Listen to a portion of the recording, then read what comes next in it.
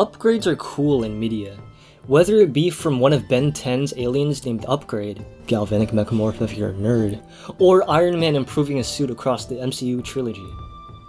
I thought it was pretty satisfying watching things change shape and improve their efficiency for a certain purpose. I am aware that what is considered an improvement may be subjective, but to me, it just gives me a sense of accomplishment to see things now accomplish certain actions that they could not do before. Not only that, but it can be used in a thematic context, where you see the protagonist change appearance as the story progresses alongside development to their character. I feel that this niche concept is most prevalent in video games because you feel like the character you're playing as. It's more satisfying when you physically see your character do more damage or have more health, for example, with visual confirmation that they are improved. For this video, I'd like to bring up that there is more than one way to put upgrades in games, and that there may be some good and bad ways to do upgrades in games. Like I said, upgrades represent progression and different developers may showcase development differently. Some developers may want more incremental upgrades that are rarer and more spread out throughout a game, while other games may want more gradual change over time. I would like to define an upgrade as any improvement to the character physically or any extension of the player, like a vehicle, armor, or tools, just to avoid confusion. Upgrades that change the appearance of a character or object will require more effort than if you had only increased stats, which makes it understandable why some games don't include additional assets to showcase this change. It's a shame too, because I think the extra effort is worth it in most cases. As a bad example, in League of Legends, just by looking at a character, you can almost never tell what items they have. You have to check on the scoreboard to see what items people have, and only in rare cases you can see the effects that items have, like Kraken Slayer or Zhonya's Hourglass. I'm so old. To me, I find that boring. Roguelikes tend to be the contrary to this problem. Despite MOBAs and roguelikes deriving most of their gameplay from upgrading your character using items, The Binding of Isaac and Risk of Rain 2 show physical changes to your character as you gain these items. They basically act as visual shorthand for what kind of items you have, so getting Brimstone in Isaac makes you look like a demon. Changes compound over time too, so your character would often turn more and more grotesque looking.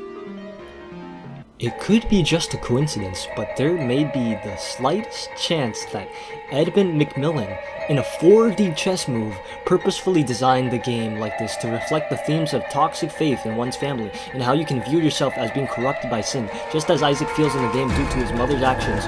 What if? Jokes aside, I really think this design is smart, not only for making satisfying progression, but also as an example of diegetic UI. I have a whole video about it if you want to find more about it, it's in the description. The games focused on more gradual upgrades have interesting ways of going about it too. Knack is a big example of what I mean, where the main character is made of relics, and you punch open boxes to collect more to add to your size. Your health and damage scales along with your size as you collect more relics. I don't know what technique they used to create this transition between different sizes, but it's just so satisfying. As another example, in the forest, you can upgrade certain items with the crafting system given to you. You can take a normal stick and cloth, and combine them to get an upgraded stick, which you can use to light on fire and use as a light source or melee weapon with fire damage. Or with the teeth from the cannibals you kill and feathers that you collect from birds. You can glue them to your melee weapons with tree sap to upgrade their damage and swing speed respectively. Those were only some of the examples of upgrades in the forest, and I think there are a lot of other cool upgrades in this game, like being able to combine your weapon with poison berries to add a poison debuff to your weapon, or adding cloth to your weapon so that you can light it on fire and deal fire damage. Doing upgrades in this way has some trade-offs and some benefits. The downside is that each individual upgrade feels less valuable because it's such a minuscule amount of extra stats that get added onto your weapons. But on the bright side, it allows you to give you much more control over what you want to upgrade with your weapon. So for example, if you had the normal axe and you wanted to have a balance between swing speed and damage, you can do that. If you want to stack all of your upgrades into damage, you can do that. It just gives you more flexibility, and I just think it's cool. There is some middle ground here. Sometimes it's a little hard to show differences between upgrades that are minor and hard to notice. In the first 2 BioShock games, you are shown the changed portion highlighted in bright yellow/orange, like it was fresh off a furnace in a blacksmith forge, which seems fitting. But also it shows up in Angry Birds Transformers. Yeah, I didn't expect that. It's also a bit jarring if upgrades abruptly pop into existence. So what some games do is that they obscure whatever is being upgraded from view and then change assets to an upgraded version. So from the player's perspective, it gives the illusion that things are actually happening behind the scenes, like in games like Dead Space. Isaac gets into this machine which has its doors close on him, and a light moves down from the seam of the machine's entrance to make it seem like the machine is welding on extra pieces of armor onto Isaac. This is also done in Half-Life Alyx with the Combine Weapon Upgrade Station. With any of these different ways of doing upgrades in games, sometimes developers will do different combinations of these techniques together in a game.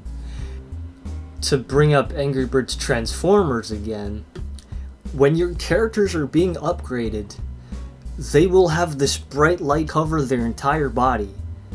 Also in this obscure multiplayer EA game called Ad Omega, each player plays as this weird cube thing, and you collect other cubes which adds to your size, and eventually you will unlock the next tier of size, and you will change appearance drastically. So this is a kind of combination between gradual and incremental upgrades. Overall, upgrades are an important aspect of games if you want to showcase change throughout a game. Those were just some games where I thought they did upgrades in an interesting way. If I mentioned every single game with an upgrade, I would be here all day. I hope you enjoyed this video. If you want to support the channel and want to see more content like this, like, share, and subscribe. I also have a Patreon if you would like to support me more directly. See ya.